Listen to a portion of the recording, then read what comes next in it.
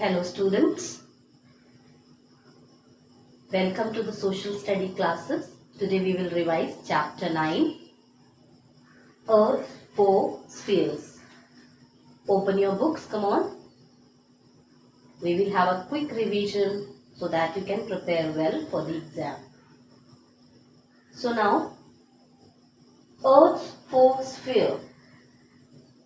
Earth's 4 spheres are yours: lithosphere, hydrosphere, atmosphere and biosphere.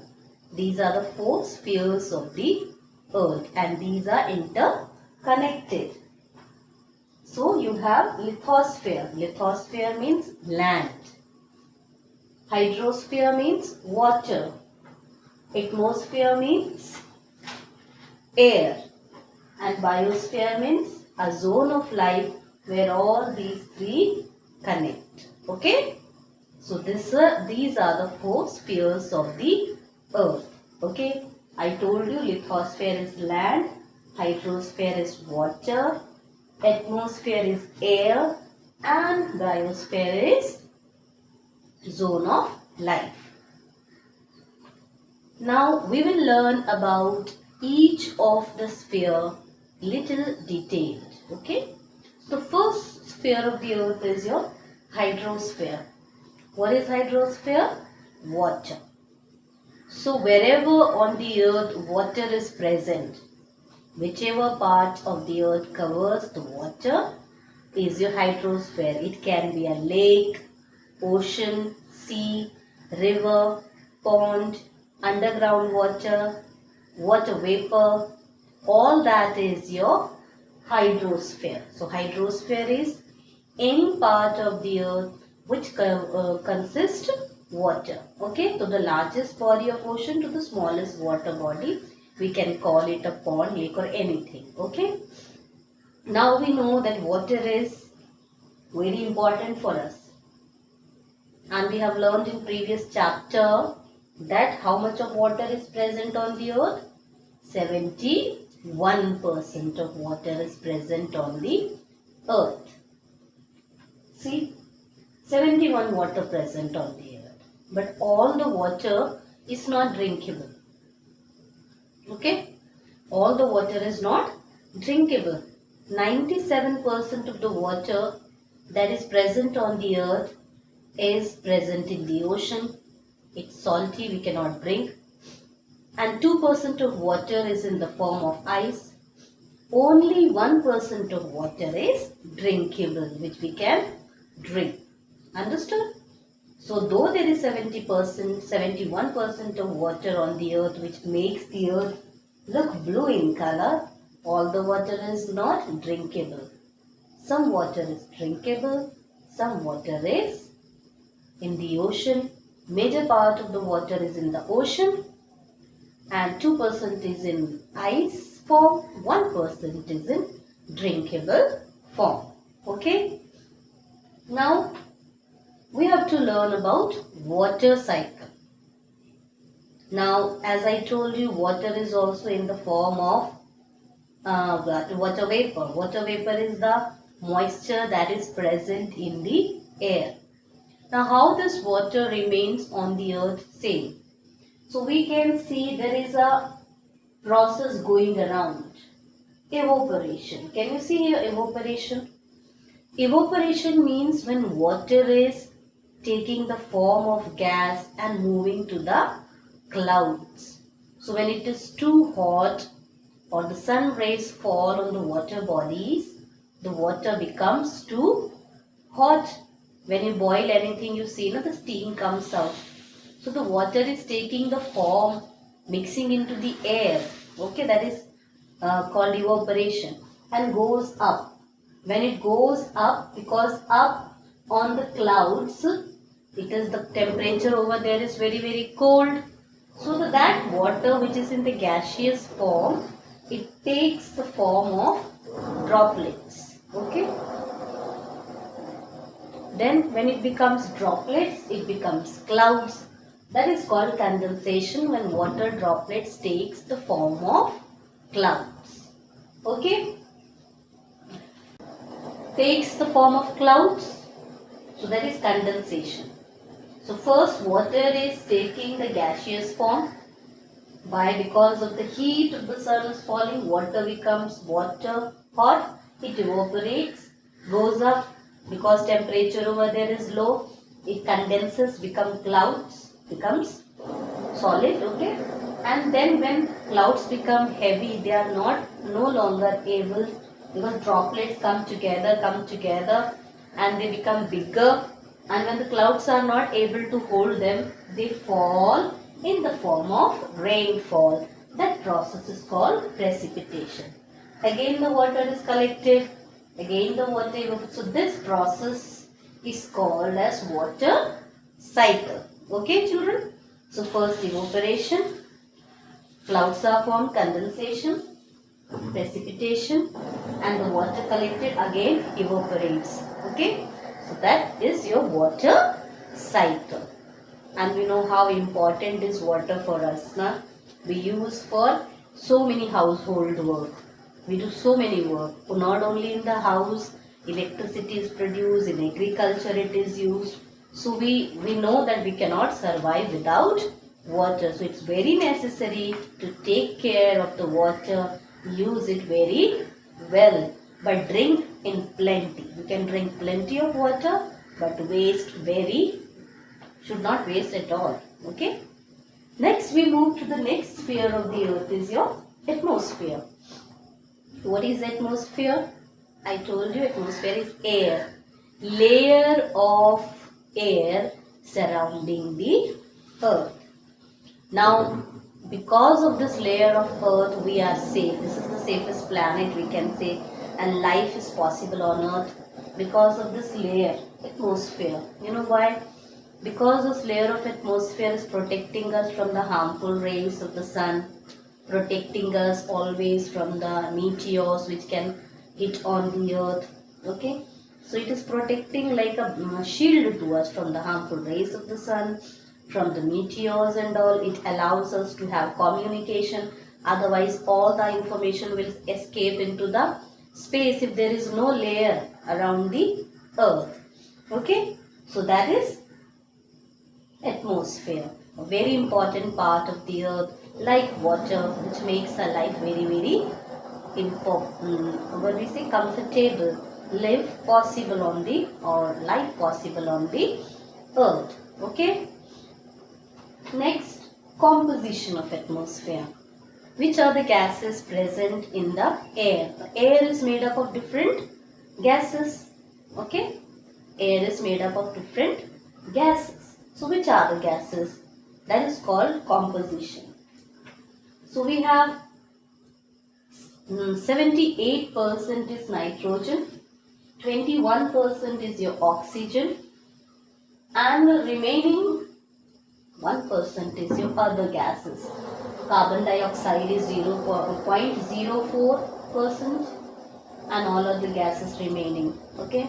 So very highest amount in the atmosphere is of your nitrogen. Okay children.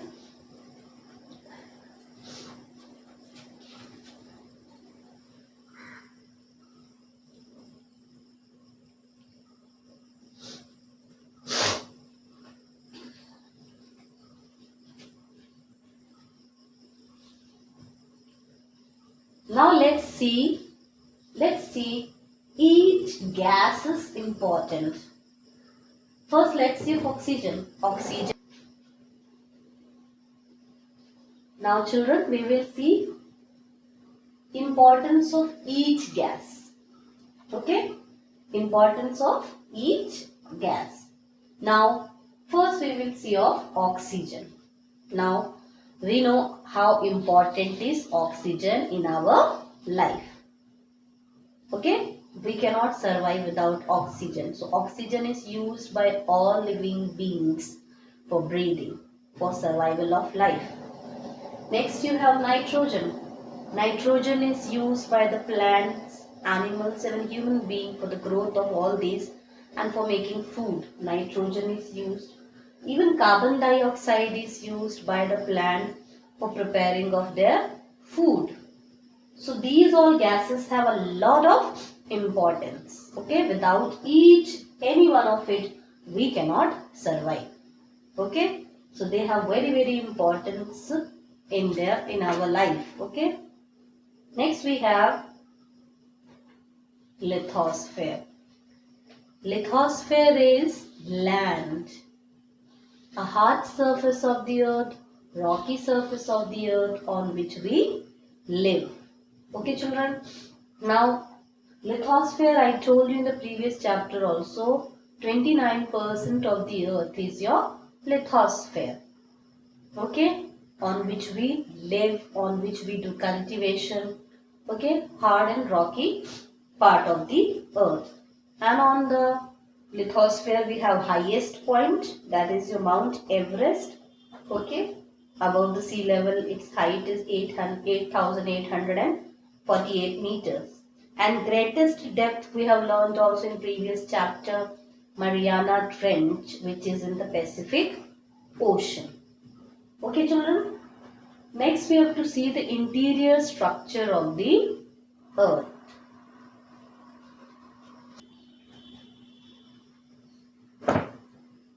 Next is earth's structure, or we can say interior structure of the lithosphere of the earth. So we have three layers of the earth. First layer is your crust, second layer is your mantle, and third is your core. All three have got what we say is the outer core and inner core. Okay, like you have onion. Now the first peel of the onion is your what we say crust. Then as you remove, the second is your mantle, and the inner one is your core. So that is the structure of the earth.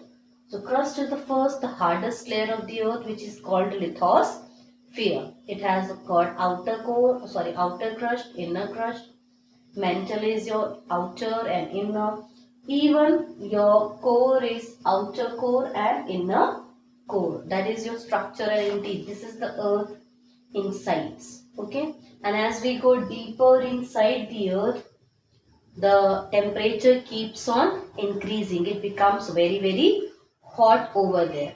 And presence of all mineral resources of lithosphere makes the life very important on the earth. So that was structure of the earth, a very small summary of the structure of the earth. Earth has got three layers, like an onion it is. If your first layer is your crust, which is called your lithosphere. Second is your mantle, and third is your core. Okay, children. Next we have biosphere. Biosphere is what? Biosphere is a narrow sphere of the earth which contains life, a zone of life. And this sphere includes parts of atmosphere, hydrosphere and lithosphere where life exists. Maybe a life existing on the land, a life in the ocean. Okay. So that is your biosphere. So these three elements are air, water and land are essential for existing life. If anyone is missing, there will be no life. Okay, children? So, biosphere is a zone of life where air, water, land come together and let life live. Okay. Next we have, this is your, what we say, biosphere. Atmosphere, hydrosphere and lithosphere comprise together, and without any one of these, life will not be possible. Next you have an ecosystem. Okay, what is ecosystem? Ecosystem is each living organism, maybe a human being or a plant or an animal or anything, has an environment, and in that environment it is connected. Okay, they depend on each other. So it is given of a pond. We can see how it is. Water weeds are there. Okay, and then flies are there, tadpoles are, frog, fish, snake. So this is a ecosystem of a pond. Okay, how we can see in this, an organism is dependent on its environment. Okay, children. Next you have got biotic and abiotic components. We know biotic means living things. Examples are plants, okay, protists, animals, fungus, bacteria. Yeah, these are all living things. Abiotic means non-living things. You have water, light, mineral, air, soil. All these are your, we can see soil, water, air, mineral, light. These are all your non-living things. So we have biotic and abiotic components of the earth. Okay, children. So this is how we have a quick revision of the chapter 9. I hope you all have understood. You can go to the previous classes which I have taken online. Go through it, understand the chapter, and prepare well for the test. Exercises, answers I have sent you, and you can go through it, learn properly, and do well in exam. Thank you.